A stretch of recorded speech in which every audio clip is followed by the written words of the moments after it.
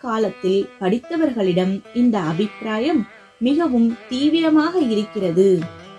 கர்மாக்கள் எல்லாம் மூட நம்பிக்கை, சூப்பர்ஸ்டிஷன். பக்தி சமாச்சாரம் எல்லாம் வெறும் உணர்ச்சி, சென்டிமெண்டல். தியானம், மெடிடேஷன், யோகா, ஆத்ம விசாரம், செல்ஃப் இன்குவைரி, இதுகள்தான் ஆத்ம சம்பந்தமானவை, ஸ்பிரிச்சுவல் என்கிற பேச்சு இப்போது ஜாஸ்தி.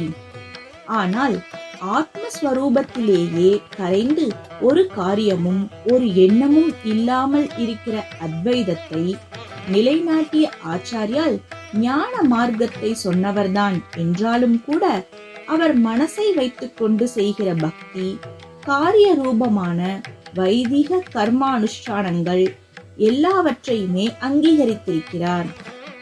ஏன் இப்படி செய்திருக்கிறார் என்றால், நம்முடைய பாசங்கள், துவேஷங்கள், துக்கங்கள், பயங்கள், சந்தோஷங்கள் எல்லாம் மாறி மாறி வந்து மோதி அலைக்கழித்துக் கொண்டேதான் இருக்கின்றன. இவற்றையொட்டி இந்த காரியத்தை பண்ண வேண்டும், அந்த காரியத்தை பண்ண வேண்டும் என்கிற திட்டங்களும் ஓயாமல் போட்டபடிதான் இருக்கின்றோம். ஆகக்கூடி அப்படியே சித்தத்தை நிறுத்திவிட்டு ஆத்மாவில் முழுகிப்போ என்று சொல்லி விடுவதால் மட்டும் அந்த மாதிரி ஆகிற நிலையை வாஸ்தவத்தில் சாதித்துக் கொள்ள முடியவில்லை. ஸ்ரீ மகாபெரியவா சரணம்.